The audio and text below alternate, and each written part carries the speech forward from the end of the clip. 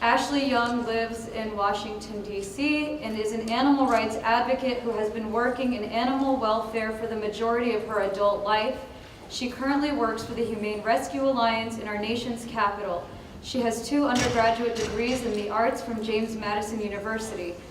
Her advocacy for animals shifted to humans when her older brother, Nick Young, was arrested on August 3rd, 2016, becoming the first law enforcement officer to be charged with terrorism. And if you wonder, what is the factor, he is Muslim. I'm excited to speak about my brother's case. Unfortunately, I wish it was under different circumstances. As Lena said, he is the first law enforcement officer to be arrested, charged, now found guilty, now in prison on charges of terrorism.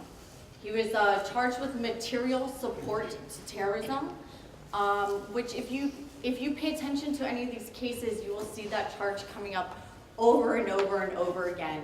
It's a very broad charge that can literally cover anything from A to Z, which makes it so difficult in these cases. But so to talk about my brother on August 3rd, 2016, he was arrested and charged with material support to terrorism for sending $245 worth of Google Play gift cards to a paid informant who posed as his friend for over 2 years. It is this Google Play gift card and his decision to send it that put him in prison for 15 years. And after 15 years, he has been sentenced to supervised release for another 15 years. So, my 94-year-old Nana was watching the news that morning and saw that my brother was arrested.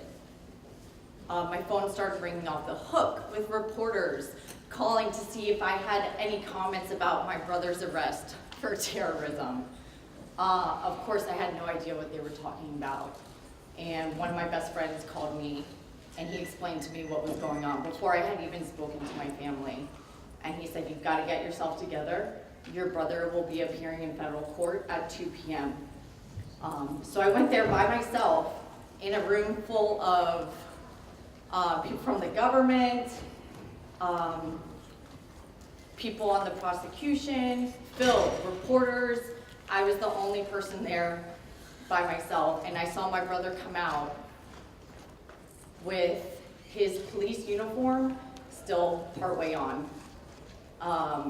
He was arrested from work.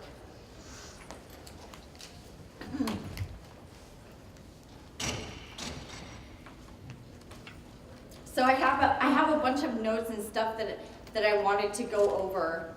But the case goes back to the beginning, starting in 2010. It would be the first time that the FBI spoke to my brother. He met a man on his college campus that he used to go to. Only a few times someone introduced them. Once, the second time he saw him there, the guy asked him about becoming a police officer. My brother said, "Well, you're too young right now, but you can go into the cadet program. If you have an interest, here's my phone number." That was all he knew of this man. This man, his name is Zach Chesser. He was arrested in 2010, sentenced for 25 years for terrorism charges. The FBI called my brother out of work to speak to him, interrogate him. "Why did this man have your phone number?" I was so shocked when my brother told me. I was angry. I was pissed off in the manner in which they questioned him. And then I found out later that they had also gone to my mom's house. They lied to her. They made her cry, left her in tears, questioned her about my brother. And to my knowledge, that was the first and last time the FBI spoke to my brother. He did not tell me about their continued pursuits of them, probably because I had such a strong reaction to it in the first place. In 2011 would be the first time the FBI sent someone into my brother's life. It was an undercover FBI agent who became friends with him through his mosque.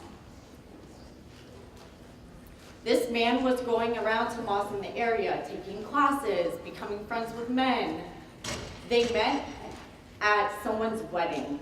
That's how long this man was here, posing as someone he wasn't, through the mosque. They had become such good friends with someone that he was invited to their wedding. Okay, so that's the first time my brother met him. They became friends immediately. The undercover FBI agent testified in court that it wasn't hard for him to become friends with Nick. They hit it off right off the bat. He said it felt like they were old friends. They hung out together. They talked about girls. They talked about school. They went to movies together. They prayed together. He up and disappeared out of my brother's life.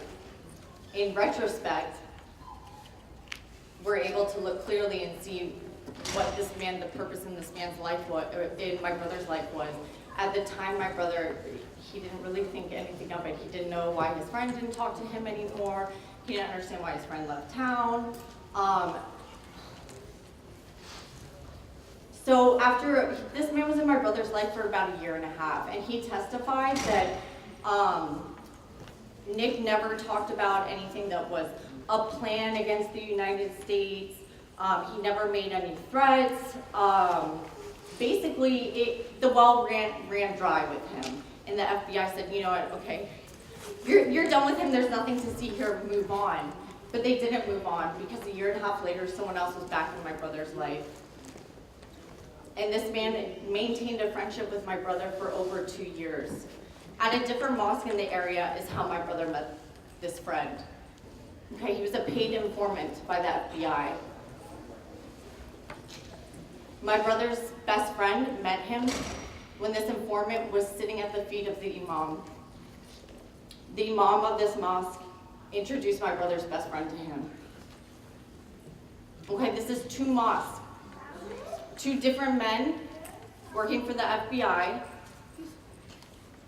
infiltrating different friend groups, navigating through friend groups, and picking up on anyone who fall in their way.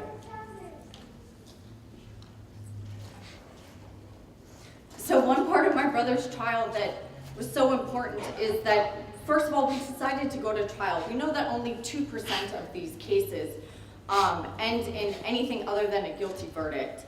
But it didn't matter. We were going to trial. It did not matter. The biggest thing was that we were calling on the entrapment defense.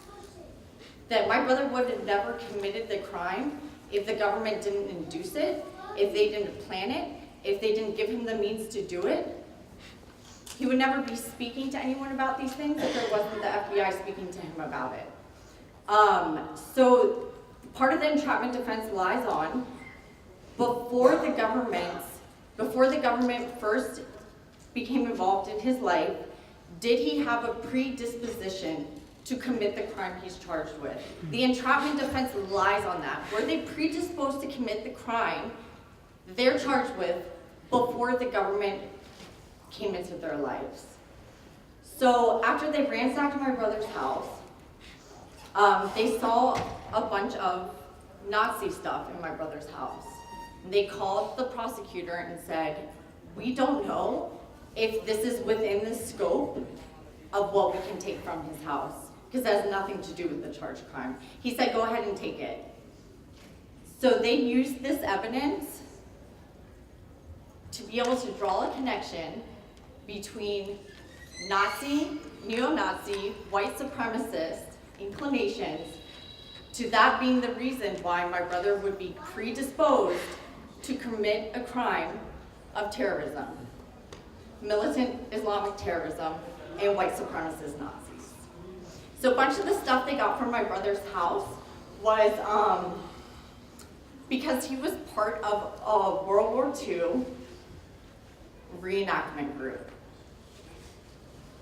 For over 10 years, my brother was one of those people who would do reenactments. People would come, they watch, he would go to military bases. They're part of the Historical Reenactors Society. And his uniform, the stuff that they used in their reenactments, were used to say that he was a Nazi. In trial, when we wanted to talk about how 2 of the years that my brother was under investigation, he was dating and wanted to marry a Jewish girl, that stuff was not allowed into trial. The fact that my grandfather on my mom's side is Jewish, that was not allowed into trial. Okay? So I just wanted to read you something that was in one of the motions. Mr. Young's trial saw the admission of dozens of pieces of Nazi, white supremacist, and anti-Semitic evidence over multiple trial days. The court admitted into evidence an image of a burning cross, which, by the way, was a CD cover of his, the art cover on a CD. That was used as evidence. A cartoon of Jewish people depicted as pigs, a dirtied Israeli flag, and the defendant costumed as a Nazi, standing before an oversized swastika. Mr. Young was neither charged with nor investigated for a hate crime. Such evidence has never before been admitted into federal court for a militant Islam terrorist crime, and quite possibly in any other type of federal litigation. Inflammatory, repulsive, and prejudicial, these materials challenge an itemized accounting of the trial's fundamental fairness. There is no case law to cite on this issue, as the courts have never admitted such evidence. Its admission here was a category error. On top of that, the only way that they could connect these 2 things was that the government paid an expert witness to write a report on my brother. They paid him almost $20,000 to write a report that has never been written before on my brother. And the court allowed this in as expert witness testimony.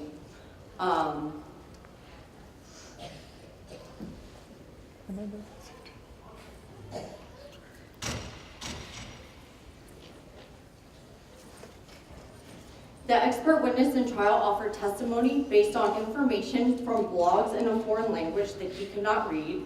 He admitted that he had them translated through Google Translate.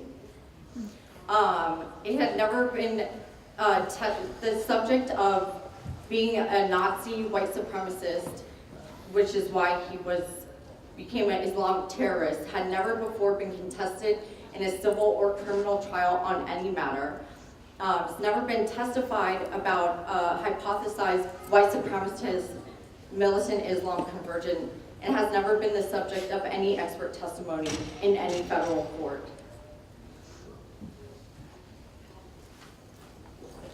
So like I said, unfortunately, trial did not end up the way we wanted it to. A 6-year investigation was crammed into 5 days, and the jury found my brother guilty, and he was sentenced to 15 years, and then another 15 years supervised release. I had never been aware or taken the time to be aware of any of these types of trials, any of these types of arrests. So this was definitely, when I started reading about things, I was floored. I was disgusted. I was ashamed. These trials, these arrests, they're un-American. They go against the civil freedoms that we've been entitled to, that we're supposed to have in America.